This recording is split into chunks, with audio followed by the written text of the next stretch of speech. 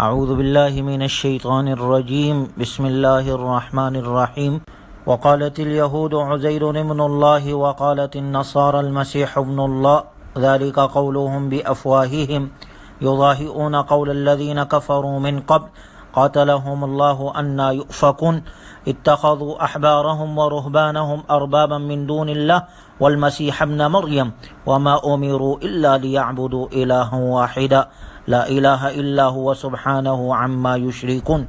سورہ توبہ کا 5واں رکوع ہے۔ اللہ تبارک و تعالی کا ارشاد ہے کہ یہودی کہتے ہیں کہ عزیر اللہ کا بیٹا ہے اور عیسائی کہتے ہیں کہ مسیح اللہ کا بیٹا ہے۔ یہ ان کے کی ہوئی باتیں ہیں، یہ بھی ان کافروں جیسی باتیں کرتے ہیں جو ان سے پہلے ہو چکے ہیں۔ اللہ انہیں تباہ کرے، یہ کہاں بھٹکتے پھر رہے ہیں۔ انہوں نے اللہ کو چھوڑ کر اپنے علماء اور مشائخ اور مسیح ابن مریم کو رب بنا رکھا ہے، حالانکہ انہیں حکم دیا گیا تھا کہ ایک اللہ کے سوا کسی کی عبادت نہ کرے، جس کے علاوہ کوئی بھی عبادت کے لائق نہیں۔ وہ ان سب سے پاک ہے جنہیں یہ اس کا شریک ٹھہراتے ہیں۔ یہ چاہتے ہیں کہ اللہ کے نور کو اپنی پھونکوں سے بجھا دے، جبکہ اللہ کا فیصلہ یہ ہے کہ وہ ہر صورت میں اپنے نور کو پورا کر کے رہے گا، اگرچہ کافروں کو یہ بات کتنی ہی ناگوار کیوں نہ گزرے۔ هو الذی ارسل رسوله بالهدى ودین الحق لیظہرہ علی الدین کلہ ولو کرہ المشرکون۔ وہ اللہ ہی تو ہے جس نے اپنے رسول کو ہدایت اور سچا دین دے کر بھیجا ہے تاکہ اسے ہر دوسرے دین پر غالب کر دے، چاہے مشرک لوگوں کو یہ بات کتنی ہی ناپسند ہو۔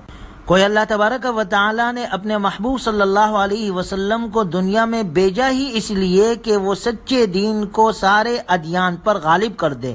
دین اسلام کو سارے ادیان پر غلبہ حاصل ہے۔ آسمانی کتاب اور تعلیمات کی حفاظت کے اعتبار سے دیکھے یا عقائد و عبادات، معاملات اور اخلاق، حدود و احکام کی جامعیت اور اعتدال کے پہلو سے غور کرے، ہر اعتبار سے اسلام کا پلہ ادیان عالم کے مقابلے میں بھاری دکھائی دیتا ہے۔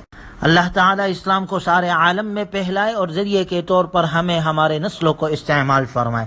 آگے اللہ کا ارشاد ہے، یا ایھا الذین آمنوا ان کثیرا من الاحبار والرہبان لیأکلون اموال الناس بالباطل ویصدون عن سبیل اللہ۔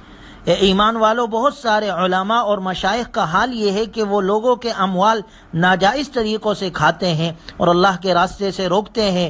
والذین یکنزون الذھب والفضة ولا ينفقونها فی سبیل اللہ فبشرهم بعذاب علیم۔ اور جو لوگ سونا اور چاندی جمع کر کے رکھتے ہیں اور اسے اللہ کی راہ میں خرچ نہیں کرتے، آپ انہیں دردناک عذاب کی خوشخبری سنا دے۔ جس دن اس سونے اور چاندی کو دوزخ کے آگ میں تپایا جائے گا، پھر اس سے ان کی پیشانیوں، پہلو اور پیٹوں کو داغا جائے گا اور کہا جائے گا ھذا ما کنزتم لانفسکم، کہ یہ ہے وہ خزانہ جو تم نے اپنے لیے جمع کر رکھا تھا، لہذا اپنی جمع شدہ دولت کا مزہ چکھو۔ اس آیت مبارکہ میں علماء سوء کے حوالے سے خاص طور پر جو بات کی جا رہی ہے وہ یہ ہے کہ یہ لوگ رشوت لے کر لوگوں کے مرضی کے مطابق شریعت کو توڑ مروڑ دیتے ہیں اور اس طرح اللہ کے مقرر کیے ہوئے صحیح راستے سے لوگوں کو روک دیتے ہیں۔ علماء سوء اور سرمایہ دار طبقہ عوام کے استحصال کے لیے آپس میں گٹھ جوڑ کر لیتا ہے اور اس طرح ناجائز طریقے سے لوگوں کے اموال کو وہ حاصل کرتے ہیں۔ آگے اللہ تبارک و تعالیٰ نے اہل کتاب کے بارے میں یہ آیت نازل کی جو بخل کی وجہ سے مال جمع کرتے رہتے ہیں اور اس کے شرعی حقوق ادا نہیں کرتے، لیکن آیت کے الفاظ عام ہے اور قرآن قیامت تک کے لیے ہے۔ اس کا اطلاق ان مسلمانوں پر بھی ہوتا ہے جو مال و دولت اکٹھا کرتے چلے جائے اور وہ حقوق ٹھیک ٹھیک ادا نہ کرے جو اللہ تبارک و تعالیٰ نے ان کے مال پر عائد کیے ہیں، جن میں سے سب سے اہم زکوٰۃ کی ادائیگی ہے، تو وہ بھی اس کے عذاب کے مستحق بنیں گے اگر اپنے مال میں سے اللہ کے حق کو ادا نہیں کریں گے۔ اللہ ہماری حفاظت فرمائے۔ ان عدت الشہور عند اللہ 12 شہرا فی کتاب اللہ یوم خلق السماوات والارض منها 4 حرم۔ جس دن سے اللہ تبارک و تعالیٰ نے آسمانوں اور زمین کو پیدا کیا ہے، اس کے نزدیک مہینوں کی تعداد اللہ کے کتاب میں 12 ہے، ان میں 4 مہینے حرمت والے ہیں۔ یہی سیدھا دین ہے، تم ان مہینوں کی بے حرمتی کر کے اپنے اوپر ظلم نہ کیا کرو، اور تم بھی سارے مشرکوں سے جنگ کرو جیسے وہ تم سارے مسلمانوں سے جنگ کرتے ہیں، اور یہ بات ہمیشہ یاد رکھو کہ اللہ اہل تقوی کے ساتھ ہے۔ مہینوں میں رد و بدل کرنا کفر میں ایک اضافہ ہے جس کے ذریعے کافروں کو گمراہ کیا جاتا ہے۔ وہ حرمت والے مہینے کو کسی سال حلال کر دیتے ہیں اور کسی سال حرام کر لیتے ہیں تاکہ اللہ نے جن مہینوں کو حرام کیا ہے ان کی گنتی بھی پوری کر لے، اور اس کے حرام کیے ہوئے کو حلال بھی ٹھہرا لے۔ ان کے لیے ان کی بدعمالیوں کو مزین کر دیا گیا ہے، اور اللہ تعالیٰ ایسے کافروں کو ہدایت نہیں دیتا۔ گویا جس دن سے اللہ نے اس کائنات کو بنایا ہے اس دن سے قمری مہینوں کی اللہ نے تعداد 12 رکھی ہے۔ یہ اللہ کا بنایا ہوا کیلنڈر ہے جو دنوں، مہینوں اور سالوں کا حساب بتاتا رہتا ہے، اور اس کیلنڈر سے ہر کوئی مستفیض ہوتا رہتا ہے۔ آج بھی ہماری شریعت کے اندر مختلف عبادات کی ادائیگی کے لیے صرف قمری تاریخیں اور قمری مہینوں کا اعتبار کیا جاتا ہے، جس طرح رمضان کے روزے ہیں، جس طرح حج بیت اللہ ہے، ذی الحجہ میں ہے، اسی طرح زکوٰۃ ادا کرتے ہیں تو وہ بھی قمری مہینوں کے اعتبار سے ادا کیا جائے گا۔ البتہ اس میں 4 مہینے قابل احترام، ذی قعدہ، ذی الحجہ، محرم اور رجب۔ ان مہینوں میں زمانہ جاہلیت میں بھی قتل و قتال منع تھا، ان کے احترام کی وجہ سے۔ مشرکین ان مہینوں میں تبدیلی کرتے تھے، آگے پیچھے کرتے تھے، اپنی جہالت کی وجہ سے اور اپنے فائدے کو دیکھ کر کہتے تھے اس سال محرم کا مہینہ صفر کے مہینے میں ہوگا، تو اللہ نے اس سے منع کیا، اس طرح نہ کرو۔ آگے اللہ کا ارشاد ہے، یا ایھا الذین آمنوا ما لکم اذا قیل لکم انفروا فی سبیل اللہ اثاقلتم الی الارض ارضیتم بالحیاۃ الدنیا من الآخرہ فما متاع الحیاۃ الدنیا فی الآخرۃ الا قلیل۔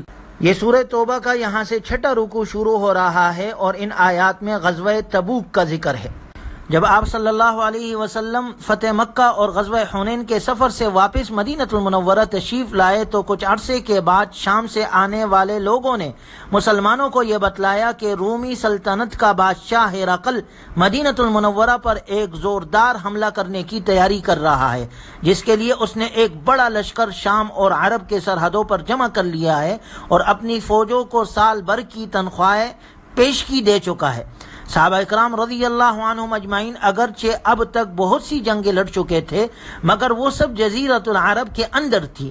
یہ پہلا موقع تھا کہ دنیا کی مانی ہوئی ایک بڑی طاقت سے مقابلہ پیش آ رہا تھا، لیکن آپ صلی اللہ علیہ وسلم نے فیصلہ فرمایا کہ ہرقل کے حملہ کا انتظار کیے بغیر خود پیش قدمی کی جائے اور خود وہاں پہنچ کر مقابلہ کیا جائے۔ چنانچہ آپ علیہ السلام نے مدینۃ المنورہ کے تمام مسلمانوں کو اس جنگ میں شریک ہونے کے لیے تیاری کا حکم دیا۔ مسلمانوں کے لیے یہ بہت بڑی آزمائش تھی۔ دیکھا جائے تو سب سے پہلے نمبر پر تو 10 سال کی متواتر جنگوں کے بعد یہ پہلا موقع تھا کہ فتح مکہ کے بعد سکون کے کچھ لمحات میسر آئے تھے۔ دوسرے نمبر پر جس وقت اس جنگ کے لیے روانہ ہونا تھا تو یہ ایسا وقت تھا کہ مدینۃ المنورہ میں کھجوریں پکی ہوئی تھی، اور انہی کھجوروں پر اہل مدینہ کی سال بھر کی معیشت کا دار و مدار تھا۔ ایسے حالات میں باغات کو چھوڑنا آسان نہیں تھا، یہ بھی ایک بہت بڑی آزمائش تھی۔ تیسرے نمبر پر یہ عرب میں گرمی کے سخت ترین موسم تھا، جس میں آسمان سے آگ گویا برستی اور زمین سے شعلے نکلتے محسوس ہوتے ہیں۔ چوتھے نمبر پر تبوک کا سفر بہت لمبا، تقریباً 800 میل کا یہ پورا راستہ دونوں طرف صحراؤں پر مشتمل تھا۔ پانچویں نمبر پر سفر کے لیے سواریاں کم تھی۔ چھٹے نمبر پر اس سفر کا مقصد رومی سلطنت سے ٹکر لینا تھا، جو اس وقت نہ صرف یہ کہ دنیا کے سب سے بڑی طاقت تھی، بلکہ اس کے طریقے جنگ سے بھی اہل عرب پوری طرح مانوس نہیں تھے۔ غرض یہ کہ ہر اعتبار سے یہ انتہائی مشقت، جان و مال اور جذبات کی قربانی کا جہاد تھا، جس کے لیے آپ صلی اللہ علیہ وسلم نے 30,000 صحابہ اکرام رضی اللہ عنہم اجمعین کے لشکر کے ساتھ تبوک کی طرف روانہ ہوئے۔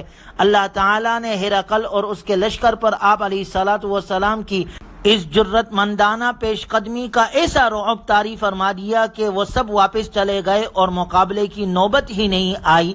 گویا ان تمام مشکلات اور مصائب کے باوجود صحابہ اکرام رضی اللہ عنہم اجمعین نے آپ علیہ السلام کے حکم کی تعمیل کی اور اس سفر کو طے کیا اور اپنے اپنے جذبات کی قربانی دی، اپنے مال کی قربانی دی اور ہر قسم کی قربانی کے لیے تیار ہوئے۔ یہ صحابہ کا عمل تھا۔ اور اسی طرح اس غزوہ تبوک سے منافقین کے نفاق کا بھی اظہار ہوا۔ بہت سارے ایسے تھے جو بغیر کسی عذر کے نہیں گئے اور بعد میں ان کے نفاق بالکل ظاہر ہوا۔ یہ پورا واقعہ اس لیے ذکر کیا گیا ہے کہ آگے سورہ توبہ کے اختتام تک تقریباً تمام آیات میں اس غزوے کا موقع بموقع ذکر آئے گا۔ اللہ تبارک و تعالی ہمیں بھی صحابہ اکرام رضی اللہ عنہم اجمعین کے نقش و قدم پر چلنے کی توفیق عطا فرمائے اور قرآنی تعلیمات پر عمل کرنے والا بنائے۔ وآخر دعوانا ان الحمد للہ رب العالمین۔